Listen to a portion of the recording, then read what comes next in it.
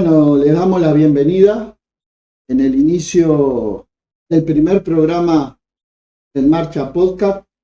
Es la extensión del periódico En Marcha, periódico que saca Congreso del Pueblo. Y bueno, hoy en este primer programa vamos a tratar lo que significó el 8M. Yo me llamo Diego Peña. Nuestra compañera acá se llama Elina. Congreso del Pueblo es una organización nueva prácticamente en la vida política de este país, que nace en Canelones, y hoy tenemos la posibilidad, la oportunidad de decirle a los compañeros y compañeras que tiene presentación en Montevideo y en San José. Somos una organización metropolitana que aspira a ser una organización nacional. Reivindicamos el Frente Amplio Fundacional en su esencia, en su política, en su mirada estratégica, y en ese sentido, en el marco de un gobierno del Frente Amplio, esperamos aportar desde ese lugar, del lugar de organizar a nuestro pueblo y de dar lucha en el marco de avanzar y profundizar la democracia hasta sus últimas consecuencias, que pongan en cuestión un sistema que, como vemos en el mundo hoy, está repodrido, un sistema que afloran las guerras, como la guerra en Ucrania, como el genocidio que está llevando adelante Israel, que es el aliado al imperialismo yanqui, en Palestina, donde han muerto decenas de miles de civiles, bombas cayendo en las escuelas, bombas cayendo en los hospitales, y esa es una realidad que lo que pone al descubierto es un sistema que está caduco, está oliendo feo, está podrido. Por lo tanto, Congreso del Pueblo nace como una perspectiva estratégica, revolucionaria, donde apuesta o intenta llevar adelante un programa de transformación radical que cambie las estructuras económicas que tiene hoy el Uruguay y que apele a que nuestro pueblo tome el poder. En ese sentido sabemos que es una mirada estratégica, hay que ir generando las condiciones, hay que ir acumulando fuerzas. Hoy la correlación de fuerzas es adversa, quedó claro con el plebiscito por el sí, las contradicciones propias que tenemos en el seno de nuestro pueblo, y bueno, nosotros en ese sentido y en ese marco seguiremos intentando de que esas contradicciones se resuelvan para mejorar la calidad de vida, el nivel de vida de nuestro pueblo, la clase obrera y los sectores más sumergidos. También queremos agradecer a este comité, donde estamos grabando hoy el podcast, comité del Galpón, que siempre nos han abierto las puertas y bueno, nos han cedido un espacio acá en el comité para poder grabar este primer programa. Y bueno, como decíamos, en este primer programa que queremos trabajar o introducirnos en lo que fue la movilización del 8M, tuvimos las compañeras del Congreso del Pueblo, compañeras que fueron a la movilización. Elina fue a esa movilización, a esa multitudinaria movilización, y nos va a comentar un poco de qué trató. Y bueno, vamos a empezar a trabajar en torno bueno, las compañeras estuvieron en la marcha, hicieron una serie de entrevistas. Estuvo buena la marcha, ¿eh? Sí, fue multitudinaria, como siempre.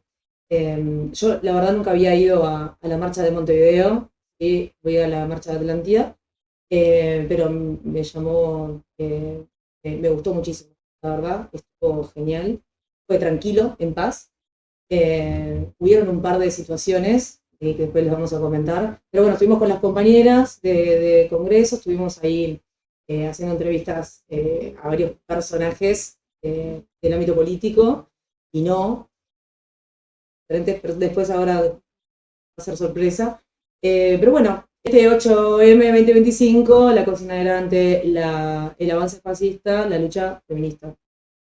Y así fue que habían carteles y eso realmente me gustó muchísimo, que vi en esta vuelta desde generaciones muy jóvenes, que eso me llamó gratamente la atención, esta conciencia de clase y los carteles iban apuntados también contra el imperialismo, contra el consumismo, y porque nos estamos dando cuenta como mujeres de que el capitalismo nos afecta directamente y bueno, nos vulnera en un montón de sentidos, ámbitos del trabajo, de la vida social, pero ver que estas chicas y estas generaciones más jóvenes están siendo cada vez más conscientes, y más en estos tiempos en los que parece que el fascismo no es que está resurgiendo porque siempre estuvo, pero sí está muy a la vista y como que se está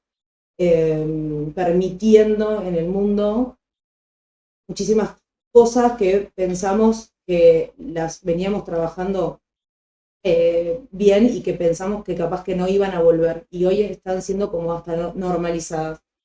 Entonces a mí realmente me dejó muy contenta lo que vi en esa marca. Bueno, y hoy vamos a tener invitadas. Una de las invitadas me acompañó, es una compañera del Congreso del Pueblo.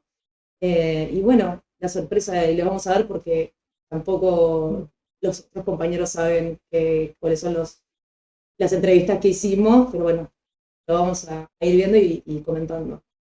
Y las compañeras que invitamos son integrantes del Congreso del Pueblo que tienen militancia social y política. Muchos años estuvo Adriana al lado a nivel sindical, hoy ya este año se ha jubilado, pero es una compañera que estaba en la Comisión de Género del PCNT, ha militado mucho por la causa feminista.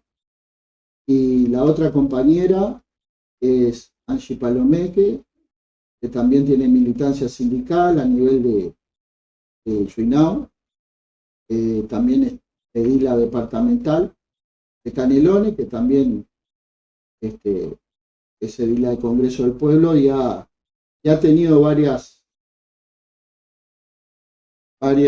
introducciones importantes en la Junta y donde ha dejado mensajes claros con respecto a lo que ahora estamos hablando un poco con Elina y que han estado buenos y han hecho reflexionar, porque de lo que se trata es de eso, de problematizar problemas que estamos teniendo, el sistema, lo que nos está dejando, y bueno, sobre eso vamos a conversar en los distintos programas. Hoy está dedicado al 8M y bueno, el problema del fascismo, como estuvo planteado en la movilización y en la consigna, que bien lo decía Elina, el auge del fascismo es nomás la señal de un sistema que está caduco. El imperialismo necesita de la guerra, necesita de los golpes de Estado, necesita de la muerte para sobrevivir. 350.000 millones de dólares gastó el gobierno norteamericano en armas en Ucrania, lo dijo Trump hace poquito. Sabemos que eso lo que genera mueve su economía, una economía en crisis que ha generado 40 millones de pobres en Estados Unidos. Entonces, no voy a brindarnos mucho en esto, porque esto lo vamos a seguir trabajando en otros programas. Bueno, estamos ahora con las invitadas, Angie y Adriana, ¿cómo están?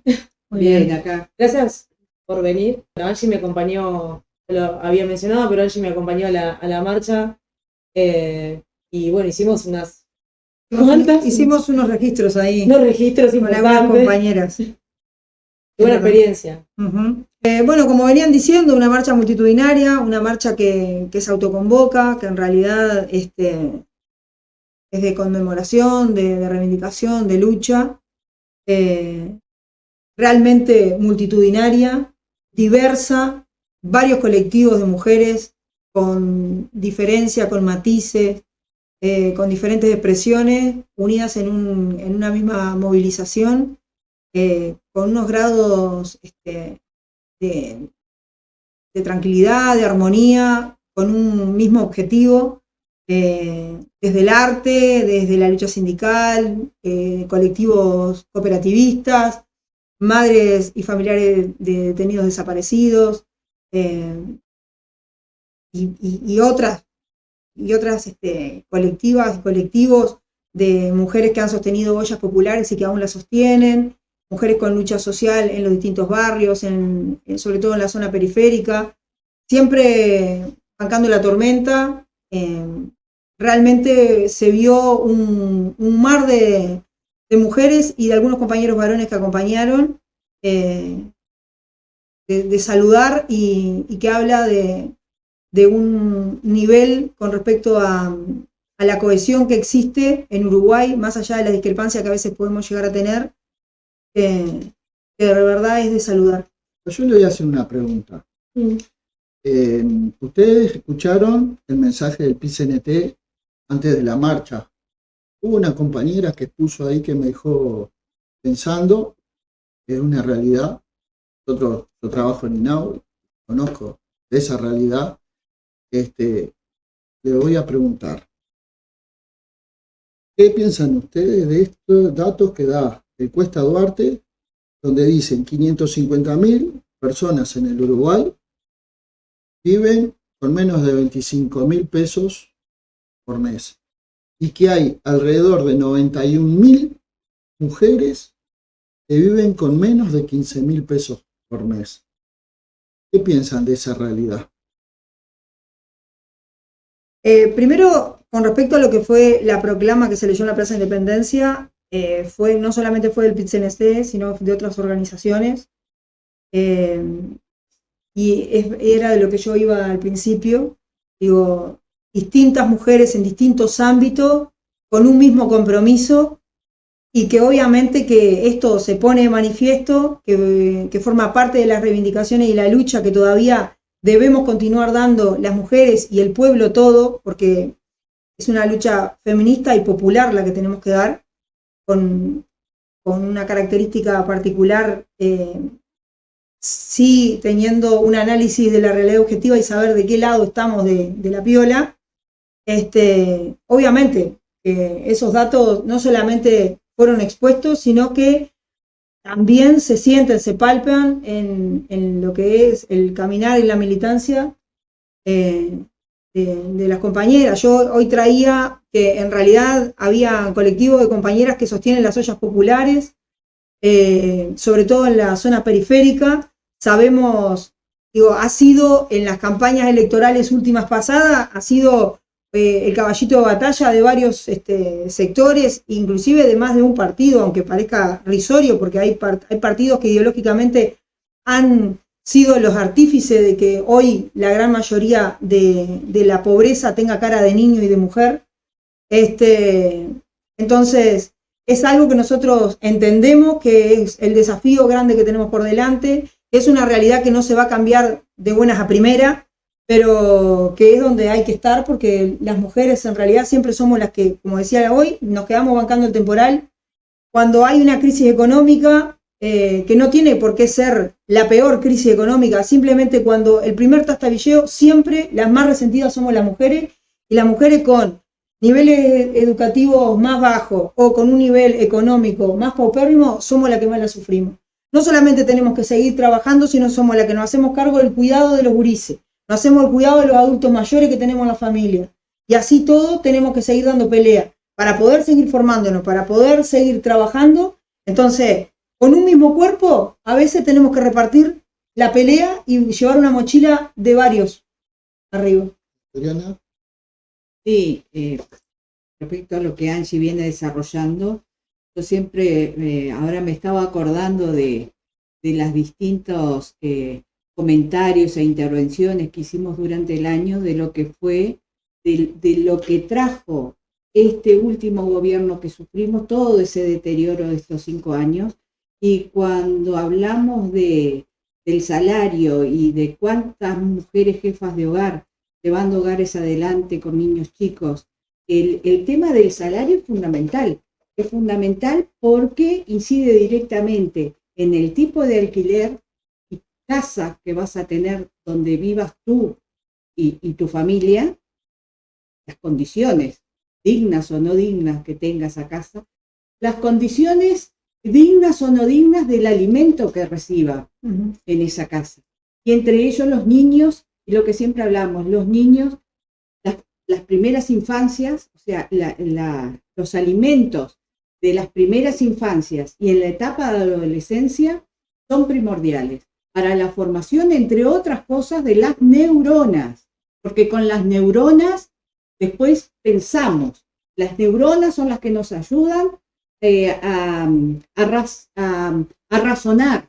Y si nosotros no tenemos un pueblo que razone y que piense y que desarrolle el pensamiento, difícilmente esas sociedades puedan avanzar en el futuro. Por eso decimos, con este tipo de salarios que hoy existen, con esta última fase que vivió en nuestro país, con la formación de las ollas populares, que se trataba de dar el mejor alimento a todos y a todas, pero principalmente que los niños y adolescentes tuvieran ese suplemento que no había en su casa. Creo que la labor de la mujer y de los hombres, porque las ollas populares estuvieron compuestas por hombres y mujeres, la mayoría compañeros de la clase trabajadora, que al sufrir directamente lo que es ese tipo de situaciones son los más solidarios al momento de darle a los demás los que les falta a todos. Entonces, el tema de la vivienda y el tema de los alimentos que consumimos y que consumen nuestros hijos, yo creo que va atado directamente con el salario que se recibe.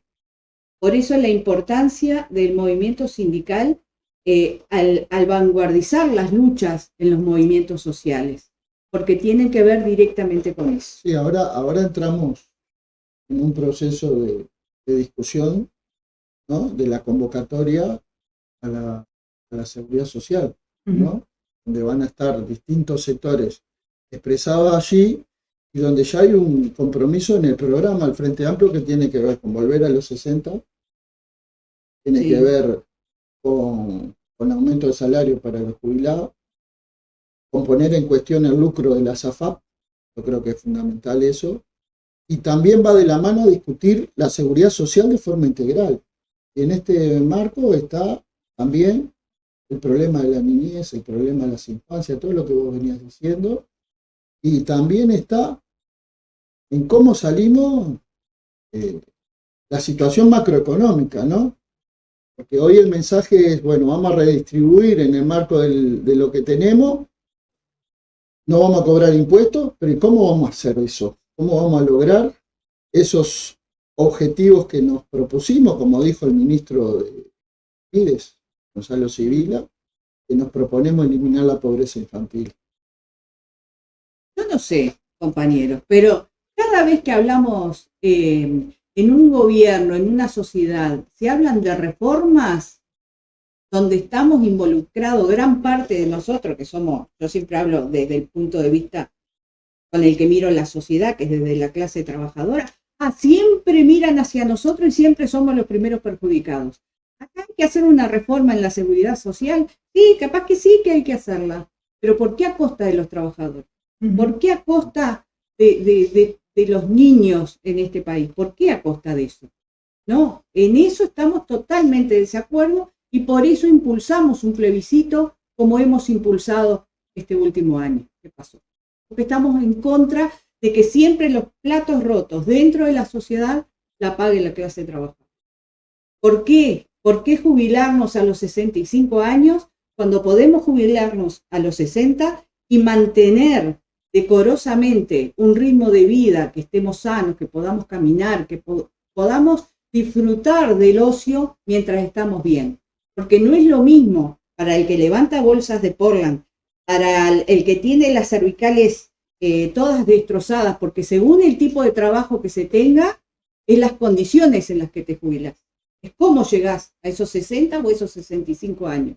Entonces, muy fácil hablar de afuera y no sufrir directamente a veces las consecuencias del deterioro que da el determinado trabajo, determinada, según el nicho laboral donde estés.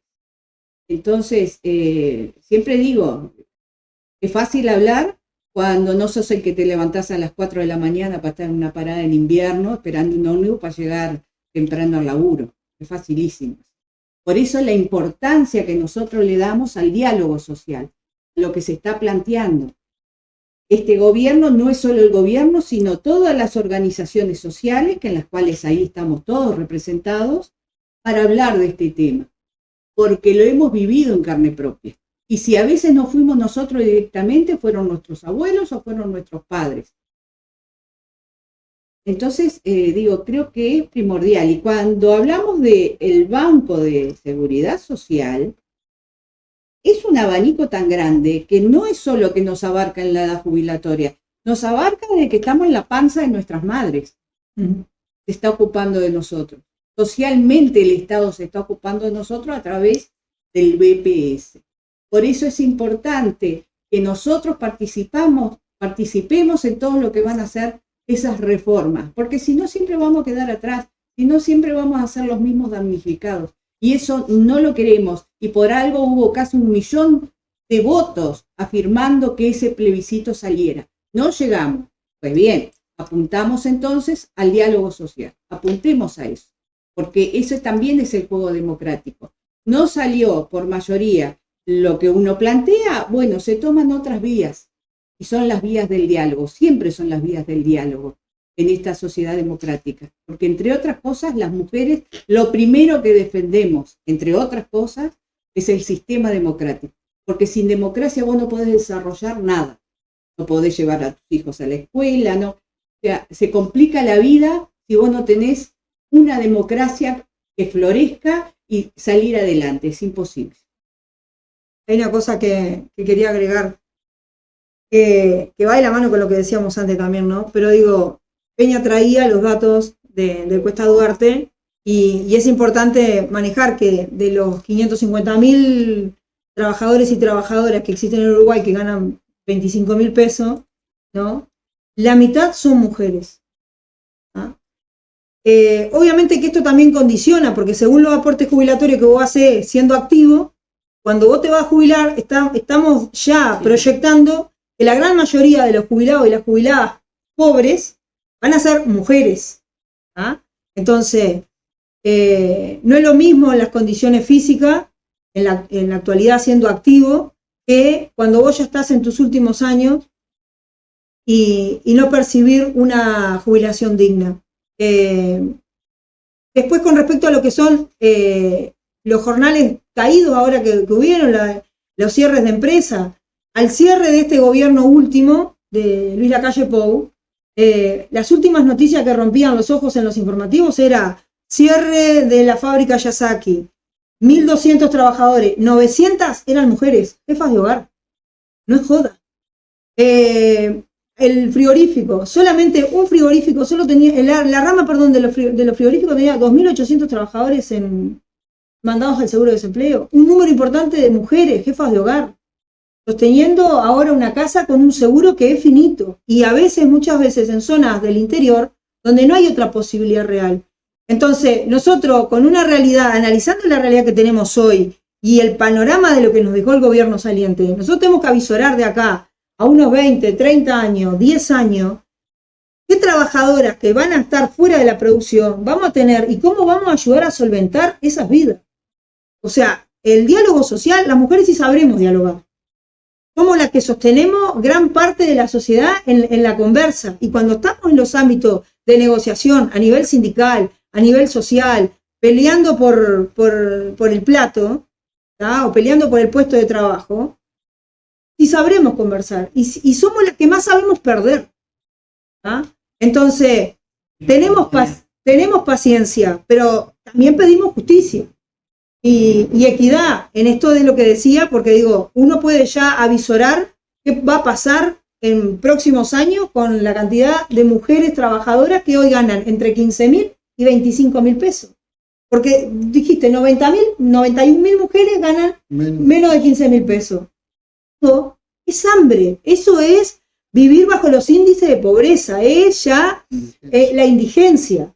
Entonces, no viven solas estas mujeres son mamás, o son tías, o son abuelas, y condicionan a los núcleos donde existen, donde conviven. El impacto que va a tener en la historia larga también, ¿no? Es importantísimo. Pero no porque sí estuvo el informe de Apex de la Ujú. universidad, planteaba de que la zona oeste, que vendría a ser la zona de La Teja, Cerro, Casabó, Santa Catalina, durante este periodo, después de la pandemia, los niños, muchos de esos niños que viven en esa zona accedían a una comida diaria. Yo quiero agregar una cosa. Y fue lamentable. Vos tenés la zona oeste, ¿no? Sale el informe donde se plantea que gran parte de la niñez pobre de la zona no accede a una solvencia alimentaria de calidad, ¿no? En el INAU, el 90% de los chiquilines que ingresan al amparo, el 90, de cada 100 botijas, 90 vienen de la zona oeste. Hay una relación que es directa, pobreza y violencia. Violencia estatal, violencia hacia las mujeres madres de hogar y violencia de género y de generaciones. ¿Ok? Cuando se violenta económicamente, habitacionalmente, como traía ella, con el acceso a la salud, a los derechos todos, a la recreación, a la educación, al alimento, se violenta directamente a esos niños que conviven con esas mujeres. Y es caldo de cultivo para el narcotráfico. Para el narcotráfico, que también es noticia. ¿Cuántos botijas están? Ahora ya a nadie le impacta que salga en la prensa que entran niños baleados. Son nuestros botijas. Tiene que dolernos, tiene que preocuparnos. Es síntoma de un todo que nos pone en un desafío importantísimo, ¿no? Y a mí lo que más me preocupa, y ahora vamos a entrar en este año, hay congreso del PCNT que es lo más seguro que haga balance de lo que fue el plebiscito y proyecte la perspectiva. Ahora, dentro de la perspectiva, que tenga el movimiento sindical a la ofensiva política con condiciones nuevas, porque ahora tenemos un gobierno del Frente Amplio, condiciones nuevas. Ahora, lo que me preocupa en algunos mensajes que se plantea que se va a redistribuir, o sea, la política macro general se va a mantener, y en ese sentido necesitamos políticas de impacto, plan de vivienda, necesitamos políticas de impacto para eliminar la pobreza infantil, para atender o eliminar o erradicar los asentamientos. 200.000 personas viven en el Ahora, asentamiento. Se fueron 9.000, pues sí.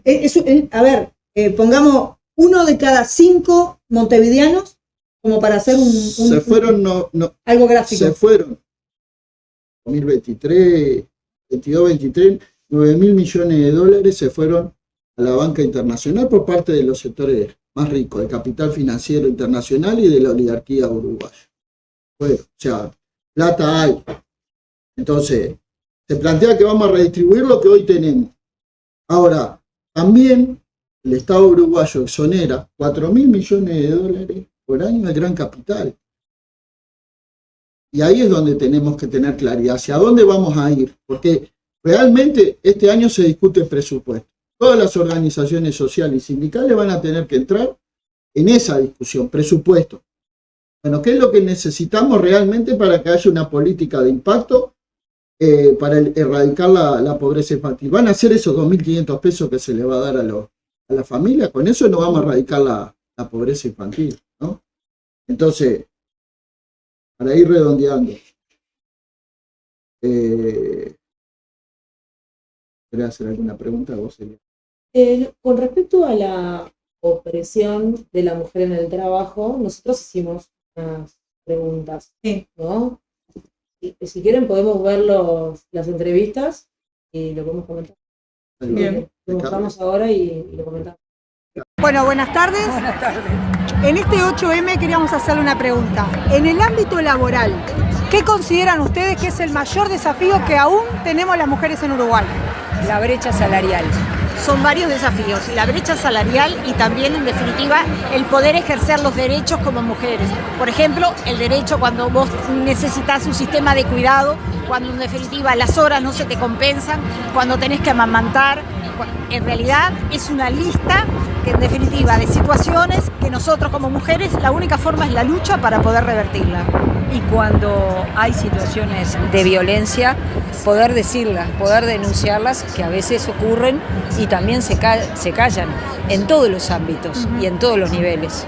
El ejercicio de poder que se ejerce con respecto al tema de violencia, al tema del abuso sexual hacia niñas y adolescentes, es tremendo. Ahora, por suerte, se desarchivó la imprescriptibilidad de los delitos sexuales, pero con eso no alcanza. Tenemos que tener un sistema de respuesta que dé respuesta en salud mental y en atención a esas niñas, niños y también varones que sufren abuso sexual.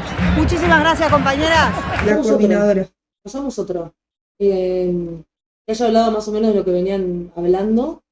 Del ¿Pero el trabajo? Sí, lo del trabajo. Había una pregunta, a ver, ¿te acordás? Eli. ¿Qué vínculo hay entre el feminismo y la lucha de clase? Complicado, muy complicado. Y yo, dentro del feminismo también hay clasismo, eso es una realidad. Y me parece que es algo que lo tenemos que reivindicar desde adentro, ¿verdad?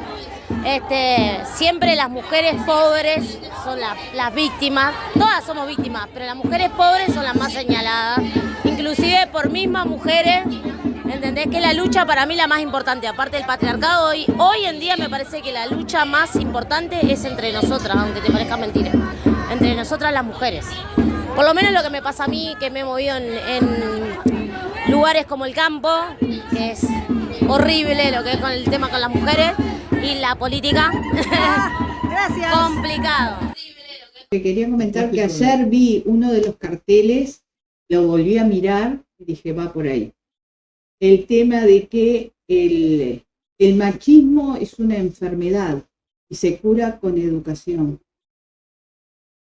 Entonces, cuando hablamos de mujeres contra mujeres, de mujeres que a veces no tienen claro el tema y se ponen de otro lado y no del lado de sus pares, es un problema de educación.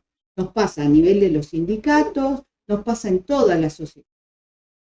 Por eso es tan importante y siempre insisto en las comisiones de capacitación sindical y de educación dentro de los sindicatos. Porque no por ser trabajadores y trabajadoras a veces tenemos claro lo que es la conciencia de clase. No tomamos conciencia del lugar que ocupamos dentro de la sociedad. Y mientras no pase eso, es muy difícil pelear todos juntos, porque no lo ven. No lo ven. Y creo que sí, siempre apostar, como siempre se dice, a la educación formal y a la educación nuestra. Nosotros nos tenemos que formar y ayudar a formar a los demás en la sociedad en la que vivimos. Porque si queremos cambiarla, si no nos formamos, es imposible. Igual como otro cartel que vi, vamos a esperar que cambie. No, corazón, no podés esperar que cambie. Si no te metés adentro para cambiarla, no va a cambiar. Esa es también la otra visión, ¿no? Vamos a esperar, acá estoy esperando que cambie el mundo. Y decía, pasaba el cartel. Y yo pensaba, ¿cómo va a esperar? ¿Qué va a esperar? Esperar toda la vida, porque ya de por sí luchando te lleva toda la vida, imagínate si vas a esperar sin hacer nada, no sé. Entonces digo, es complicado y creo que pasa por el tema de la educación. Cuando la gente logra entender a través de la formación que va teniendo, logra entender el porqué de muchas cosas en la vida, entre ellas la cuotificación, entre ellas por qué se gana lo que se gana, entre ellos por qué tenemos determinados lugares en la sociedad y no podemos, nos cuesta mucho más que a los hombres avanzar. El día que entendamos esas cosas es el día que nos vamos a unir verdaderamente y cambiar la sociedad. Porque es muy fácil decir, vivimos, queremos, somos feministas y somos, ¿cómo es? Antifascistas. Pero yo a veces me pregunto, lo que siempre digo, el contenido de las palabras. ¿Tenemos claro lo que es el fascismo? ¿Tenemos claro lo que es el capitalismo? ¿Y tenemos claro lo que es el imperialismo? Para marcar nuestra esencia y nuestro trabajo y nuestra vista hacia el futuro en ser antifascistas, anticapitalistas y antiimperialistas. Porque si esas tres cosas no van de la mano, va a ser muy difícil cambiar el sistema y no vamos a cambiar nada en realidad. Va a ser todo un poco de lo mismo, le pasamos ahí un poco, lavamos la cara y seguimos para adelante. Pero no va a cambiar ni los bajos salarios, de la vulnerabilidad de las mujeres y de los hombres pobres, que también hay jefes de hogar. No va a cambiar ningún tipo de situación que ayude a nuestro pueblo a progresar. Porque cuando las sociedades cambian, no es porque cambian las burguesías, las sociedades cambian y cambian sus estructuras desde abajo. Y de ahí abajo es donde estamos nosotros. Cambia desde los trabajadores, tomando su conciencia de clase de saber qué lugar ocupan dentro de la sociedad y por qué hay que cambiar. Bueno, una de las cosas que comentaba era que había visto bastantes carteles que hacían alusión a muy políticos, bueno, siempre fueron muy políticos, pero justamente como la consigna era en esta oportunidad el antifascismo, estamos de cara mirando un montón de cuestiones a nivel mundial que se están naturalizando, tanto las cosas que se dicen como las cosas que se hacen, y justo había resaltado que la cartelería había sido espectacular. Yo lo vi y lo sentí como un poco diferente a otros años también, pero como decís vos, realmente se entiende, se comprende qué es el fascismo y contra qué estamos yendo. Creo que con las cosas que están sucediendo en el mundo, ¿no? Como estos movimientos, las redes sociales, no sé, Milei, Trump y un montón de haters y gente que lo sigue y que repite cosas que creo que las días sin entenderlas mucho tampoco. Muchas de las generaciones nuevas están viendo también más de qué se trata este fascismo. Porque siempre fue como un discurso de decir, bueno, somos antifascistas, pero bueno, ahora estamos viendo que se dicen cosas y que se hacen cosas y es como más fácil para estas nuevas generaciones palpar de qué se trata este fascismo e ir contra eso, ¿no? Nosotros lo vimos bastante en la pantalla, yo vi bastante teléfono. Eso está bueno porque son síntomas del proceso de maduración del pueblo. Los pueblos tienen su propio proceso, van elevando su conciencia en ese proceso. Entonces, cuando están asumiendo no solo consignas particulares, sino consignas generales que tienen que ver con el devenir del mundo, que tienen que ver con el devenir de la región, hay ya un compromiso mayor. Hoy está pasando eso en estas marchas feministas, donde ya las consignas pasan a tener relevancia, ¿no? Porque ante el avance del fascismo, lucha feminista, mujeres posicionadas ante lo que está pasando en el mundo. Estados Unidos, Trump está sacando a los emigrantes, está deportando mansalva todos los días. Y eso es una actitud fascista. Y así, bueno, ya hablamos de la guerra. Claro. Sin ir más lejos, Palestina fue también como, que también se vio muchísimo, tanto banderas que tampoco había visto antes, eran banderas palestinas, banderas del Líbano, del Congo, Sudán, y eso estuvo... En una lucha de internacionalismo también, de mujeres solidarizándose. Y que también Palestina, con lo que ha ocurrido durante más de un año, con este genocidio que lo vimos en vivo y en directo, y que la verdad fue verlos. Y va por ahí, ¿no? Por algo Graciela Bianchi sacó un video convocando a no participar en la marcha del 8M, ¿no? Por supuesto. Va por ahí. Cada vez el movimiento profundiza en su consigna y en su perspectiva, aflora ahí la burguesía, sectores de la burguesía, en torno a su posicionamiento de clase. Entonces, ahí no hay cuestión de género. No, es lo que decía Adriana. No, de hecho, yo lo que tengo acá es que, bueno, lo vimos en carteles, que sacamos fotos, había en cartelería, yo había caminado por 18 días antes, y ya había visto cómo un grupo había puesto unos carteles que decía que como que la lucha feminista no podía ser esto que te dice antisemita, tergiversando todo, porque acá nadie habló de religión, no se habla de religión, esto es una cuestión de Estado-nación, de etnias, y justamente como apagar la verdadera lucha es la lucha contra el opresor. Esa es la verdad. Contra el sionismo. ¿Y que no quiénes tiene fueron? nada. Y lo leí hoy, el Comité Central Israelita Uruguay, que no sé cómo, son los que durante la semana de antes de la movilización colgaron estos carteles. Vamos a poner la foto para que vean los carteles. Yo no vi a nadie poniendo carteles tampoco, ni levantando una bandera de un Estado que no está vulnerado por ningún lado, que es el opresor.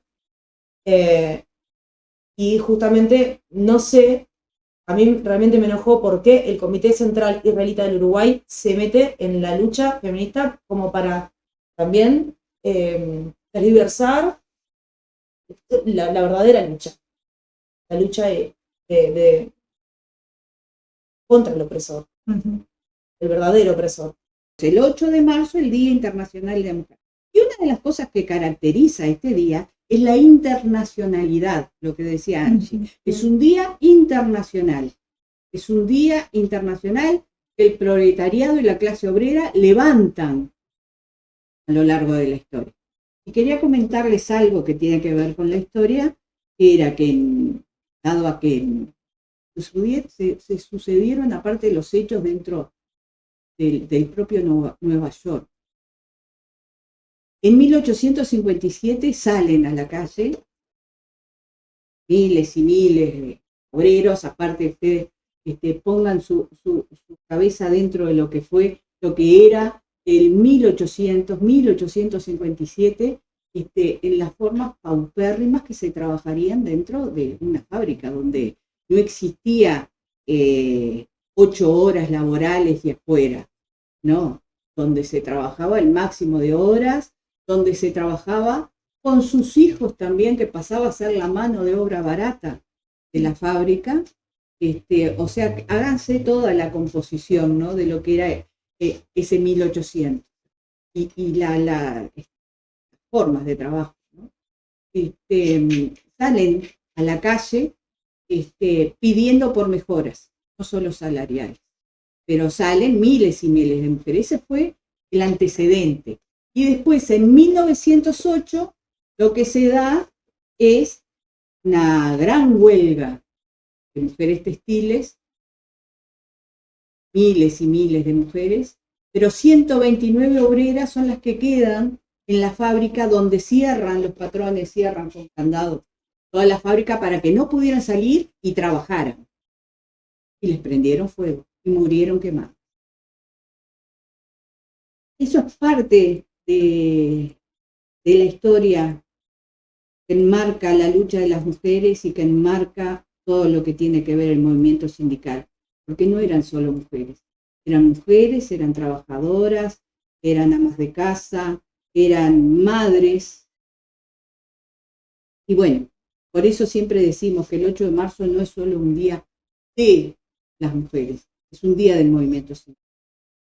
Y después, el devenir del tiempo trae que en Copenhague, en 1910, está el segundo encuentro de mujeres socialistas, y es ahí donde se reúnen y, en nombre de Clara Zetkin, que era una diputada comunista alemana, es la que lleva adelante la voz del Congreso y es la que hace el planteo de que tenía que haber un día en el año para simbolizar y para acordarnos y que nunca se perdiera y siempre homenajear la lucha de esas mujeres y de las mujeres que habían sido quemadas en la fábrica.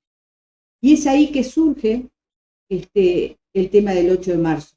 Pero mucho después, fue en el año 1971, que la ONU toma el día como un día internacional, y de ahí que en todos los países, porque antes no era así, de ahí que en todos los países el 8 de marzo se conmemora el Día Internacional de la Mujer.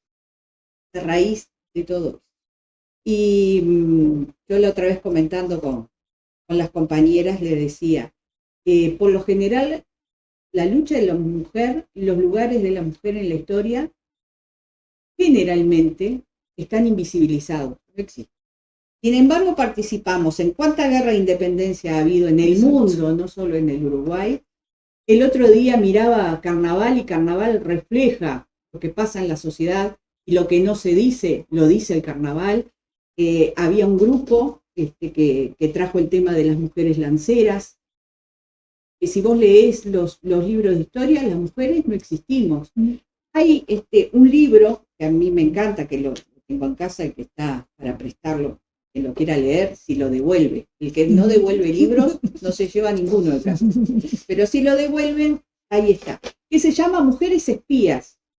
Y es una recopilación desde los tiempos de la guerra de secesión en Estados Unidos y de antes, pero digo, de todas las espías que existieron en la Primera y en la Segunda Guerra Mundial. Todas mujeres. Y vos entrás a ver y a leer y ver todo ese nexo, esa red que compusieron para sacarse al nazismo de encima, en todo lo que fue Europa, no las conoce nadie. Y cuando lees ese libro no sabés quiénes eran. Entonces, siempre hemos estado invisibilizadas en la historia y siempre somos las que llevamos ese entramado social adelante y como decía Angie, somos las que siempre estamos sentadas en las mesas de diálogo, somos las que ponemos todo en el asador para avanzar porque sabemos, tenemos claro que todo lo bueno que saquemos hoy redunda en el futuro de nuestros hijos. Eso es así. Por eso estamos en contra de las guerras, por eso nos organizamos, porque creemos que la organización es fundamental para salir a la calle. Nos organizamos en ollas populares, nos organizamos en el sindicato, nos organizamos hasta para jugar a la bolita, porque tenemos claro que sin organización es imposible pelear contra el sistema. Creo que pasa por ahí. Y tenemos de sobra clase de eso. Tenemos de sobra historias que nos demuestran que las mujeres sabemos pelear por lo que corresponde. Sabemos hacer. Y si lo hacemos con los hombres, mejor. Porque creo que el movimiento sindical somos hombres y mujeres. No vamos separados por el mundo. Vamos todos juntos. Porque es un problema de clase. Y cuando peleamos salarios, peleamos condiciones dignas, las peleamos para nosotros y para ellos. Y cuando peleamos aumentos salariales, lo peleamos ellos, para nosotras, lo peleamos en conjunto. Entonces el resto de las luchas que tenemos que dar para cambiar el sistema y para vivir en una sociedad mejor, lo hacemos todos juntos, si no, no vamos a salir. No vamos, de nada está declararnos antifascistas y antiimperialistas y anticapitalistas si no entendemos que salimos todos juntos a la calle, no separados. Los invito a seguir viendo las entrevistas que hicimos, la gente que nos encontramos, con las compañeras que nos encontramos. Le mostramos la sorpresa. Un mensaje para la mujer en política. Hay que seguir, siempre. Y siempre hay que recostarse en las demás. Lealtad y lealtad con los principios. Nunca traicionar a los principios. Y hay muchas presiones en política que a veces nos confunden. Hay que seguir siempre. Gracias, compañera. Dale, arriba. Bueno, ahí Carolina está diciendo, habla de lealtad, habla de principios, habla de presiones. ¿Qué creen ustedes? Habla de no estar sola, porque también marca eso, ¿no? Dijo, no hay que perder los principios, no hay que ser siempre fieles a los principios, no olvidarse en los ámbitos políticos y en los lugares de responsabilidad, quién te pone ahí también, ¿no? Porque en realidad nuestros cargos máximos, nuestros representantes máximos a nivel gubernamental, no están ahí por obra divina de nadie. Es a través, pensemos, Carolina es una compañera frente amplista, ¿no? Fue precandidata a la presidencia, no llegamos como para poder tenerla hoy de presidenta, es nuestra vicepresidenta, habla de que hay presiones en política, ¿no? Que también hay que traducirlo no solamente en un tema solamente de género, sino en todo lo que hoy trae Adriana, ¿no? O sea, estamos en un sistema capitalista, un Uruguay con muchas presiones, donde ella plantea no perder los principios, no estar sola. El mensaje es muy contundente. Creo que no había como que dar mucha explicación para decir un montón de cosas y la compañera lo pudo traer. Sí, yo quería hacer un comentario. Tocamos el tema de la mujer y la política, ¿no? Con esta intervención de la vicepresidenta de la República, Carolina Cose. El tema es cómo las mujeres accedemos, siempre estamos codeándonos para llegar a lugares de decisión. Uno de los mayores lugares de decisión creo que son los lugares en política, porque es donde se resuelven las cosas. Entonces creo que ahí es donde debemos estar. Cada vez hay un poquito más de mujeres, pero no alcanza, porque siempre hay trabas por el camino que muchas veces impiden llegar, aunque hoy tenemos una ley de paridad que se respeta en lo que son la formación de listas, desde el comienzo, pero igual es difícil. Y creo que la mujer tiene que estar en esos lugares de decisión, tiene que llegar, porque en esos lugares de decisión es donde se terminan resolviendo lo que nosotros llamamos las políticas públicas, que se transforman en leyes. Y es lo que después te da un marco jurídico a las situaciones que vos vivís y cómo las podés enfrentar. No es lo mismo enfrentar políticas de violencia hacia la mujer sin marco jurídico que con los marcos que hoy tenés, con la jurisprudencia que hoy existe. Ahora viene el otro problema, es ¿qué presupuesto vos le asignás a las políticas que tienen que ver con la mujer? A las políticas de violencia, a las políticas hacia la niñez. Entonces, mujeres en política, importantísimo pelear porque las mujeres estén en la política y lleguen a los lugares de decisión, que es donde, en definitiva, se hacen las leyes. Y las leyes son después las que nos dan los marcos jurídicos para poder movernos. Una pregunta, a ver qué te parece. ¿Por qué en Uruguay no llegamos? ¿No llegan las mujeres a concretar estos puestos en el... Bueno, nos cuesta llegar en Uruguay y en el mundo entero. No es un problema solo del Uruguay o de la región. Nunca tuvimos. Por ejemplo. Sí, por eso, creo que somos de los pocos de la... Por eso digo que hay avances. Hay avances importantes. Pero ¿qué es eso que no nos permite llegar, ¿no? A tener una presidenta? Es la sociedad, el poder que nos tiene miedo, o la sociedad que le da de confianza que una mujer pueda estar ahí. Bueno, la mujer por lo general, hay estudios hechos, no es solo porque se nos ocurra, está mucho, cuando uno va a lo que son los niveles terciarios de educación, hay mucho más cantidad de matrículas en mujeres que en varones. O sea que un problema de falta de preparación no es nada. No es nada. Y acá involucramos otro tema, que no sé si lo habíamos tocado, que tiene que ver con este programa, este nuevo gobierno en este país, que tiene que ver con el sistema de cuidado. Hablar de sistema de cuidado es como hablar de cualquier otro de los sistemas que si no le ponemos un presupuesto atrás, es muy difícil sacarlo adelante. Yo creo que en esto vamos a avanzar. Pero creo que la mujer, entre otras cosas, está el tema del salario, está el tema de lo que siempre hablamos y queda invisibilizado, que es la doble jornada laboral. El trabajo de puertas adentro, que no se ve. No remunerado. El trabajo no remunerado. Que aunque hay muchos compañeros varones dentro del hogar que han entendido la condición de vivir en pareja y de que las cosas se en conjunto.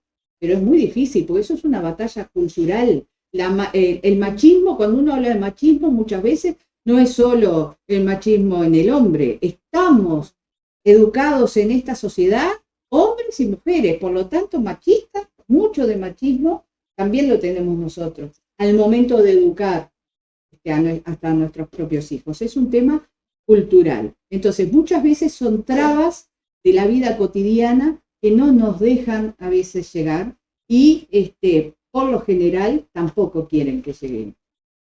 Pero hay experiencias de que la mujer en la política, siempre es mejor tener mujeres en la política que no tener. Primero, por el gran porcentaje que somos dentro de la sociedad de mujeres. Segundo, porque le damos otra visión a la política que a veces los hombres no lo ven. Y porque, como hoy decía Angie, somos grandes dialogadores y tenemos una gran capacidad de paciencia como para lograr llegar a los objetivos que queremos.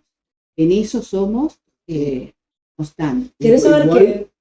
Igual no dejemos de reconocer que en este gobierno el gabinete es paritario, es más, y no sé si no hay más mujeres que hombres. Y eso no le saquemos mérito a la lucha del feminismo. Porque si hoy tenemos esta condición, es por la lucha de todos estos años del movimiento feminista y que ha puesto el tema arriba de la mesa. El tema de la mujer en política, que bien, como lo decía Carolina, cuando habla de presiones. Porque hoy tenemos que hablar de correlación de fuerza. ¿Qué correlación de fuerza tenemos? Si bien venimos hablando hace rato de la opresión del imperialismo que condiciona, y condiciona en la vida diaria en este país, ¿no? Por algo O'Donnell fue a hablar a Washington antes de asumir, y bien nos condiciona. ¿Qué capacidad nosotros tenemos como organización? Por eso ella dice, no me dejen sola, o estoy acompañada, o es con las mujeres organizadas que se pueden generar esos cambios que ella menciona. Tiene que ver con eso, con que vivimos una sociedad capitalista, machista, patriarcal, y en ese machismo y en ese concepto de lo patriarcal también está la política, y en la política es donde también hay que abrir camino. Es lo que decía recién Adriana. No significa de ser mujer y estar en política no traer una cultura machista. Y vimos unas que antes iban en la marcha, ¿no? Pero lo que promovían desde el punto de vista ideológico eran conceptos machistas. Entonces, sin duda que hay un lindo camino que está atravesando la mujer organizada, porque nadie le regaló nada. Y hoy tenemos un gabinete donde se expresan muchas mujeres, es por la organización que se ha dado a nuestro pueblo a través del movimiento feminista, en la central de trabajadoras y en las organizaciones sociales que han logrado una conquista que para mí es relevante. Y mirá que es difícil salir un poco de la caja para todos. El tema de esto de la reivindicación de la mujer y demás, que hoy somos más las que estamos saliendo a la calle, pero es difícil porque falta educación en ese sentido. Yo, por ejemplo, soy una de las que no creía en el feminismo, no lo entendía, me faltaba educación, me faltaba saber sobre un montón de cuestiones, y lo digo porque hoy lo veo con otros ojos, porque, bueno, miles de cuestiones, pero cada vez son más y más las que se están acercando, y lo vemos todos los años, ¿no? O sea, cada vez más multitudinaria la marcha. Ya no nos daban los ojos para ver de un lado y del otro, no sé cuántas personas realmente fueron.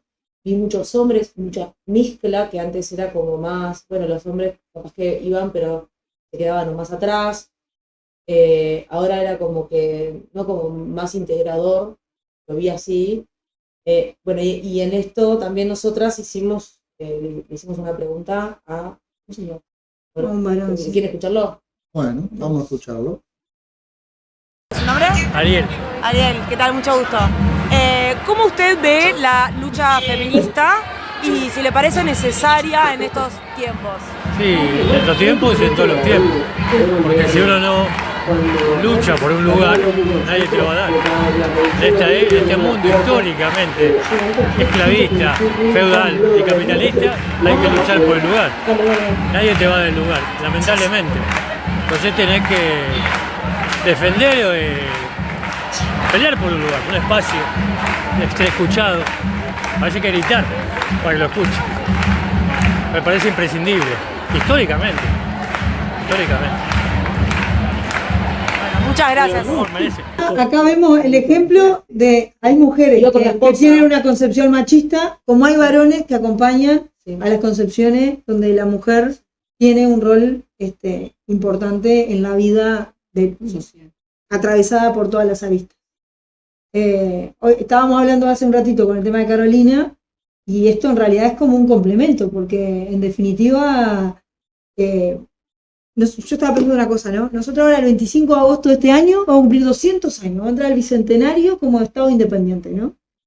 Y pasaron más de 100 años para que la mujer fuera nombrada ciudadana, ¿no? Y para que las primeras mujeres llegaran al Parlamento, que fue en el año 1942, o sea, Julia Arévalo. Estamos hablando de que pasó mucha agua, ¿no? Y relegar a las mujeres a un segundo o tercer lugar, y ha sido algo histórico. Sin bien, también hay que reconocer que hemos sido vanguardia a nivel de América.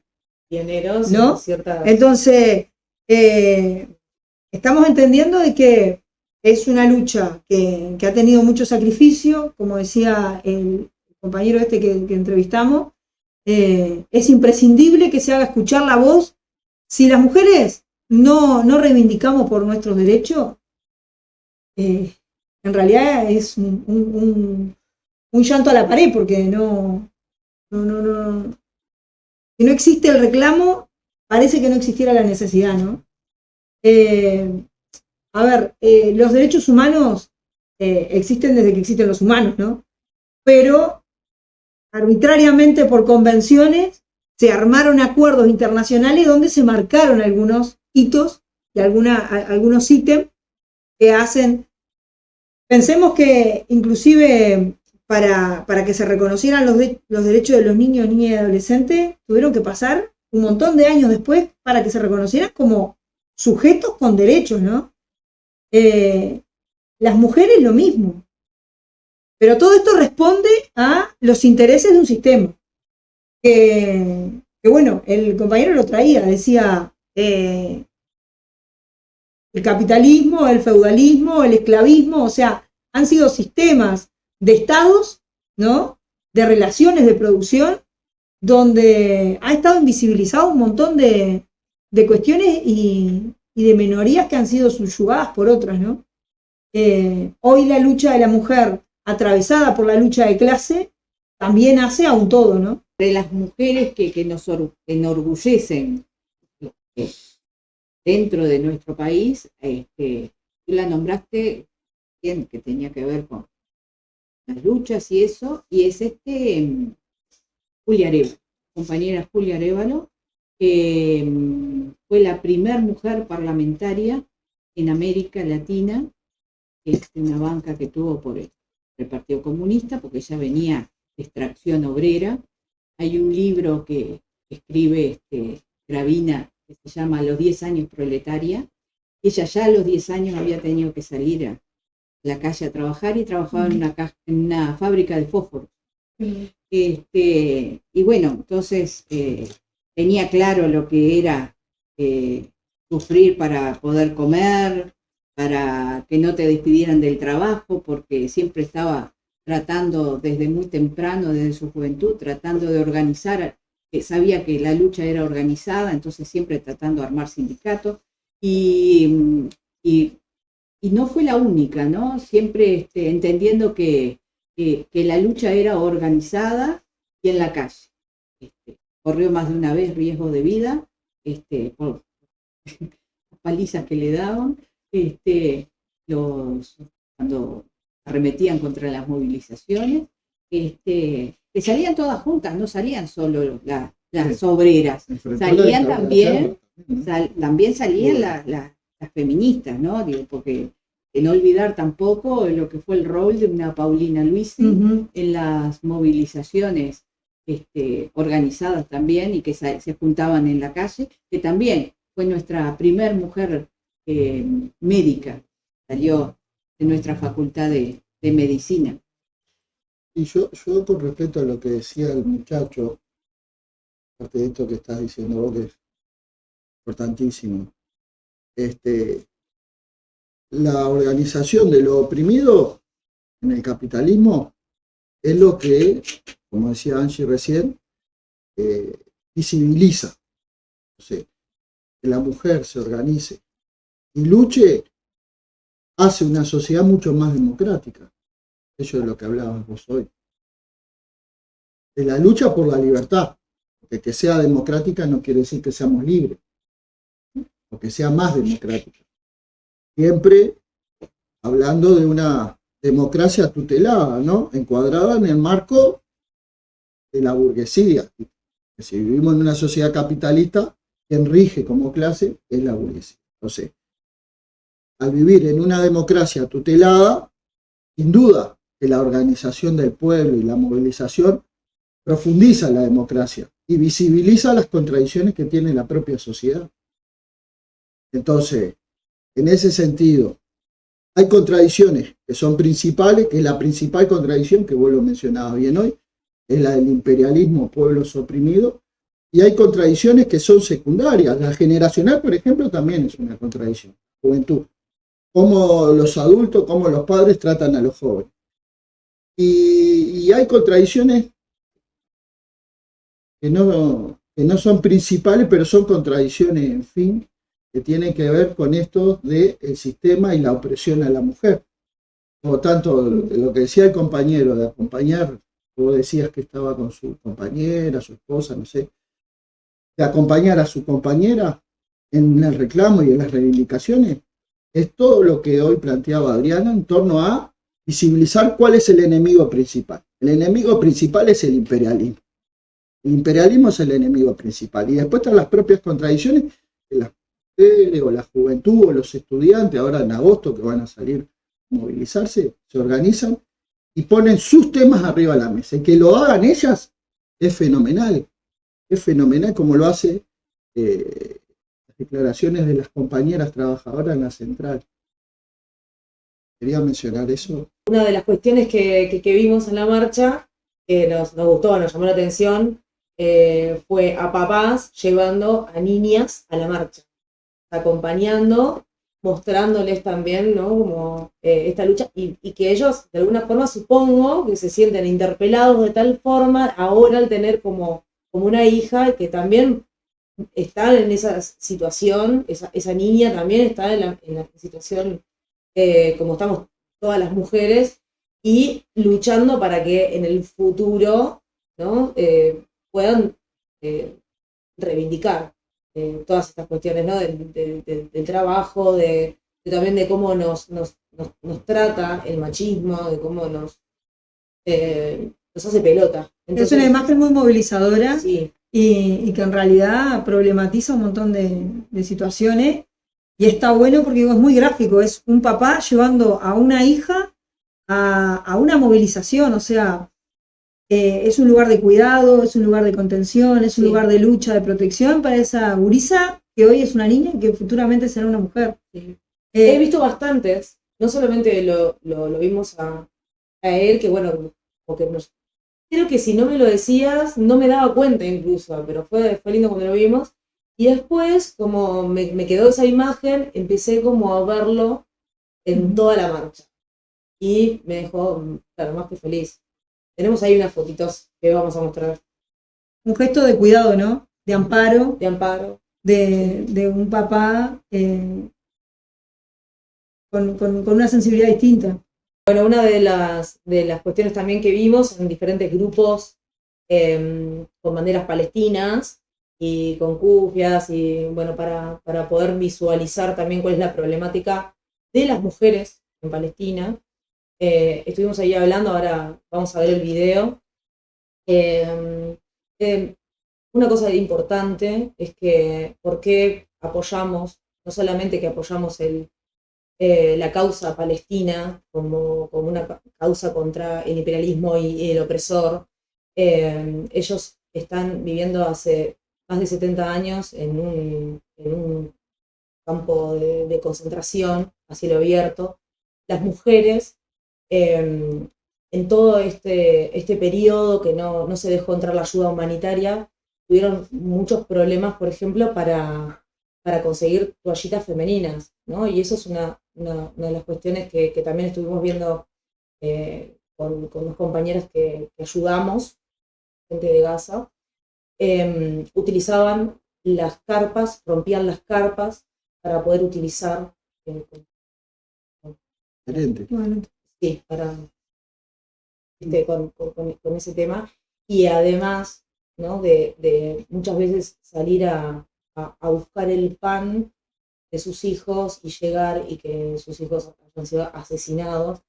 Y también una problemática que hay en Cisjordania, que es las mujeres que son apresadas sin juicio, sin abogado ni nada, y también dentro de las cárceles hay muchísimas mujeres, niñas también, que sufren violencias sexuales, torturas de todo tipo. Entonces, por eso estuvieron ayer en la marcha bastantes grupos con las banderas palestinas tratando de visualizar esta situación. Así que les mostramos el video para que lo vean. Estuvimos allí con una compañera. ¿Qué tal? ¿Cómo estás? ¿Cómo te llamas? Silvia Martínez. ¿Qué tal?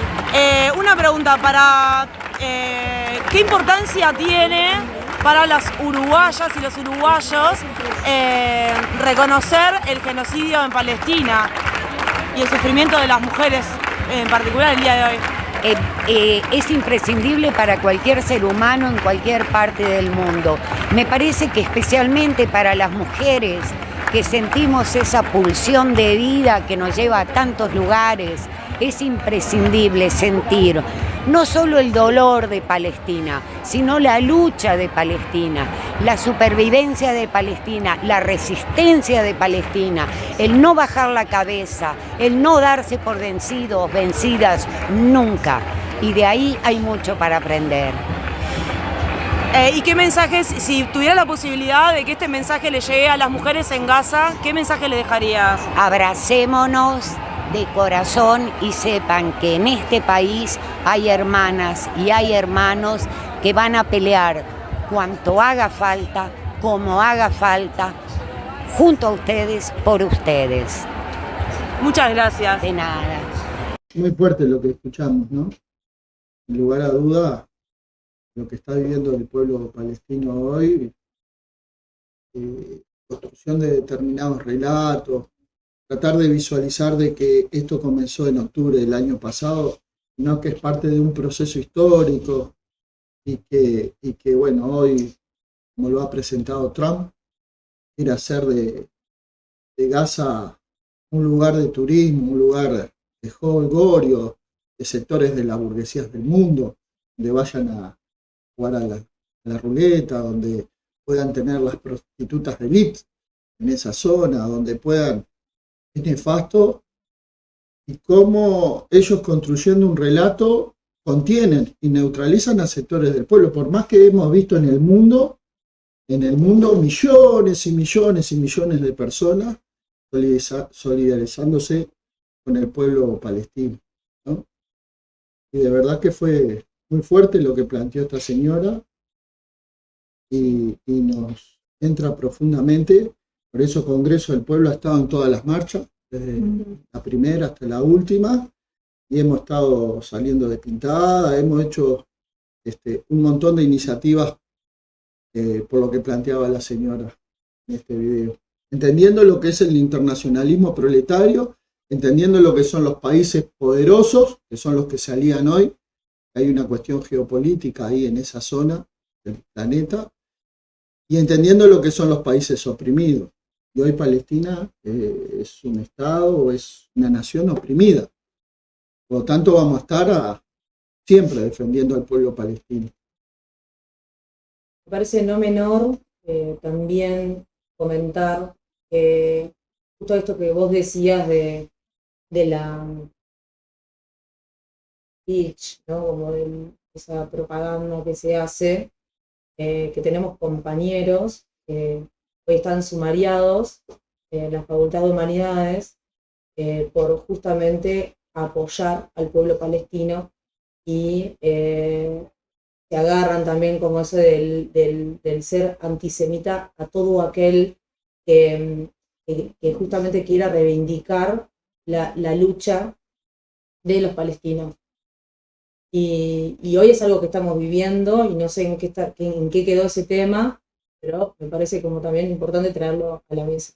Como tenemos un montón de compañeros que han sido separados de la facultad, y para que se vea también la fuerza que tienen y el poder que tienen para tomar decisiones desde ese lugar.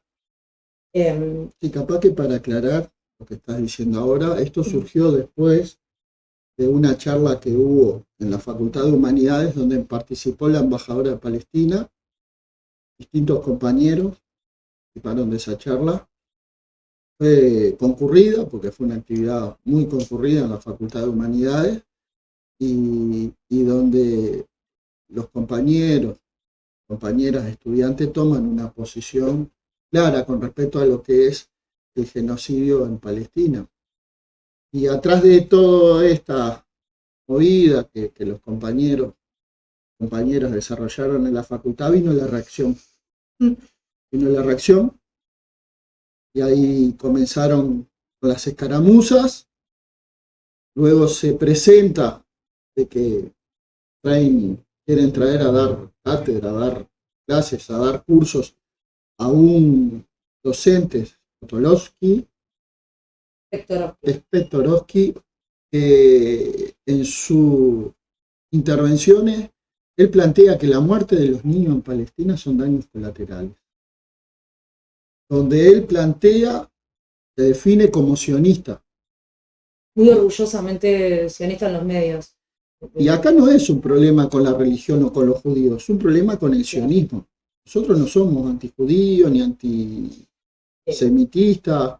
Es más, la izquierda mundial o la izquierda uruguaya siempre tuvo esos sectores o incorporaciones. Pero acá estamos hablando de lo ideológico. El sionismo, desde el punto de vista ideológico, tiene un planteo fascista. Entonces, acá los compañeros se movieron contra el fascismo, contra una actitud fascista. De hecho, también anticipando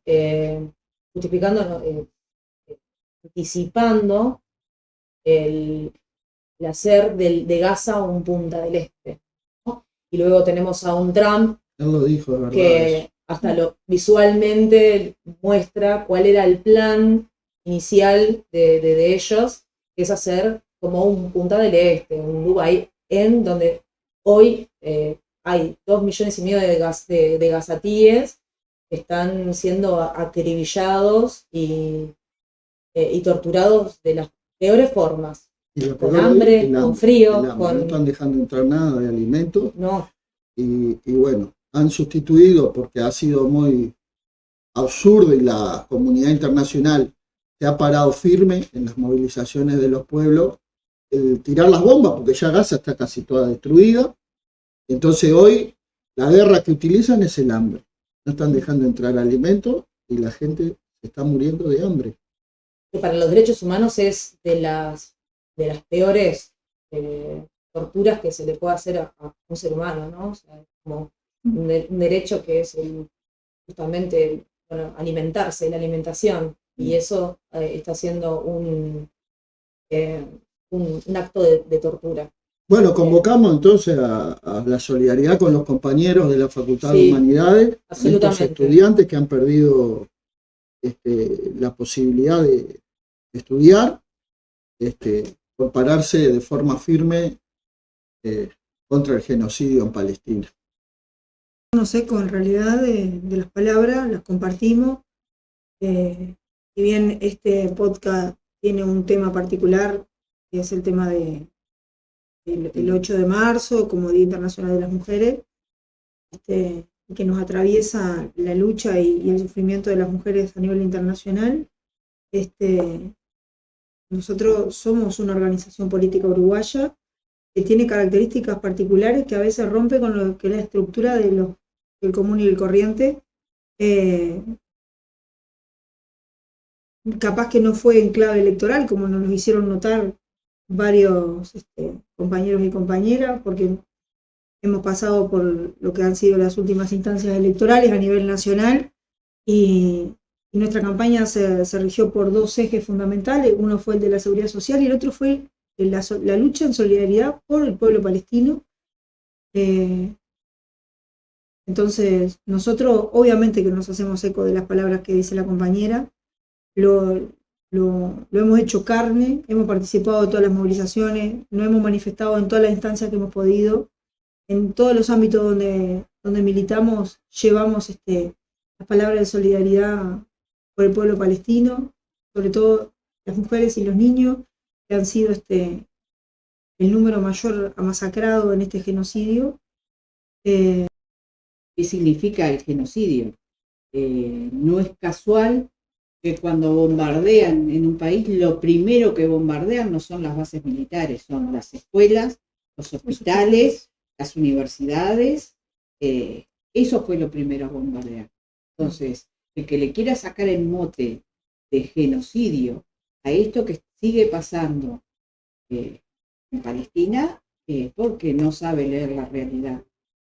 Y es como decían ustedes, palestinos no tienen la culpa de que su país sea uno de los mejores lugares dentro de ese territorio, ¿ah? Porque es una franja hermosa está sobre el mar Mediterráneo, ¿no? Uh-huh.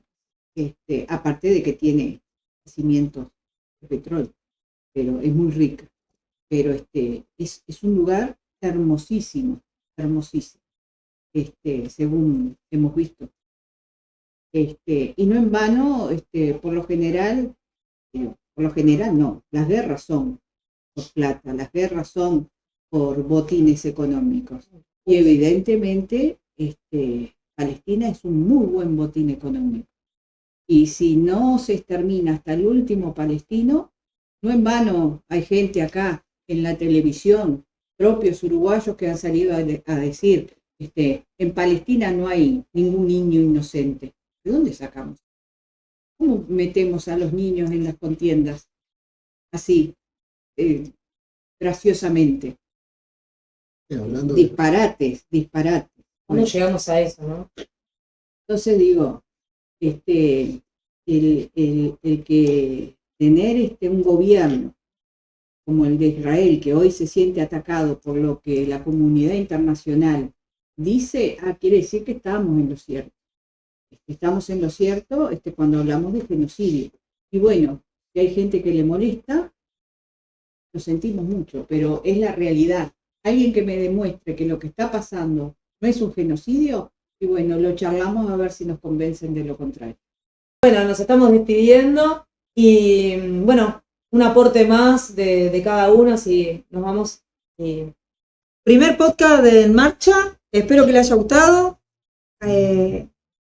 No somos profesionales, esto sale con un gran esfuerzo y con mucho corazón, pero como para un mensaje final, y porque este podcast En Marcha no es salido de la nada, sino que forma parte de uno de los aspectos propagandísticos que vamos a manejar como Congreso del Pueblo, sí comentarles, porque dentro de todas las cosas que hoy estuvimos compartiendo, me había quedado pendiente.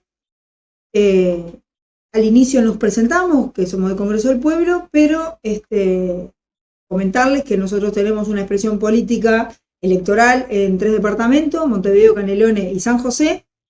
Vamos a estar con una propuesta ahora hacia lo que va a ser el 11 de mayo, y en ese sentido, y que no es menor cosa, y que no es a propósito, sino porque forma parte de la idiosincrasia de este colectivo, es que los 3 departamentos van a la cabeza con 3 compañeras referentes del movimiento sindical, y obviamente que vamos a estar más que agradecidos de que nos puedan acompañar, inclusive desde la crítica constructiva, en el aporte que podamos hacer para todos los ámbitos de lucha en los que podamos acompañar. Simplemente eso. Gracias por este espacio y por escucharnos, por colectivizar y poder compartir las cosas que acá trajimos. Y bueno, Nada más que saludar. Sí, yo lo mismo, voy a redundar lo que dijo Angie, pero sí, este es el primer programa, nos vamos a ir descontracturando. No tenemos experiencia y bueno, estamos haciendo experiencia en el andar. Por lo tanto, también comentarles que en Montevideo estamos apoyando, hablando del 8M o del 8 de marzo como Día Internacional de las Mujeres. En Montevideo estamos apoyando a Verónica Piñeiro. Sin duda que en San José, María Noel Bataglino, y en Canelones, que es candidato único, a Leñani. Por lo tanto, en ese marco nos vamos a mover, vamos a hacer nuestras propuestas hacia mayo. Y bueno, con respecto a lo que fue el programa de hoy, dejar como síntesis, sin duda que este nuevo gobierno que asume va a tener que rodearse de pueblo, porque fue la autocrítica que hizo el Congreso del Frente Amplio, que se hizo en lo que fueron los 15 años de experiencia del gobierno Frente Amplista, y rodearse de pueblo es sentir las reivindicaciones, organizarlas y canalizarlas. Y ahí es donde vamos a estar, organizando al pueblo para canalizar las reivindicaciones, tanto de vivienda, tanto de salud, tanto de trabajo, y todas las reivindicaciones que están arriba de la mesa y que debemos superar. Y en ese marco de la lucha económica por mejorar nuestras condiciones de vida, también de transformar la sociedad, porque va por ahí. El Frente Amplio se planteó desde su germen transformar la sociedad, no solo llegar al gobierno, no solo acceder a una cuestión de administración pública, sino acceder al gobierno para que sea una herramienta más en conjunto de nuestro pueblo de transformar la realidad. Y ahí Congreso del Pueblo va a jugar con las fuerzas que tiene. Hoy son menguadas, somos una organización nueva. Compañeros y compañeras que quieran sumarse tienen las puertas abiertas. Y bueno, vamos a estar en la calle con nuestro pueblo porque somos parte de él. Pero yo lo que prometo es para el próximo podcast no mover tanto las manos, ya vi ahí en el video, pero me cuesta hablar sin el movimiento de mis manos. Parece que le estoy dando contenido a lo que estoy diciendo. No, yo lo que quería sintetizar en realidad era por la convocatoria que tiene este podcast, que tiene que ver con el 8 de marzo, Día Internacional. Entonces, celebro, como integrante del Congreso del Pueblo, celebro la internacionalidad, celebro el internacionalismo proletario y celebro que cada 8 de marzo venimos con una historia atrás de mujeres que han peleado por un lugar en el mundo, por mujeres que pelearon por conquistas, que hoy nosotros, si tenemos determinados derechos en el plano laboral y en el plano social y leyes que nos están protegiendo, es gracias a esas mujeres que a lo largo de la historia han venido peleando esos lugares y hoy tenemos esos beneficios y esas conquistas ganadas, que no son por ósmosis y por gracia y obra de ningún espíritu, sino que son por la lucha, por la movilización en la calle, por todas esas conquistas que nos hemos dado a lo largo del tiempo. Bueno, por mi parte también agradecerles a los compañeros por haber estado, por habernos acompañado, a las chicas que estuvimos ayer, bueno, en esta marcha y bueno, agradecerles también por habernos mirado hasta acá y bueno, los comentarios siempre con respeto y bueno, vamos a seguir haciendo lo que nos toca hacer. Arriba la lucha.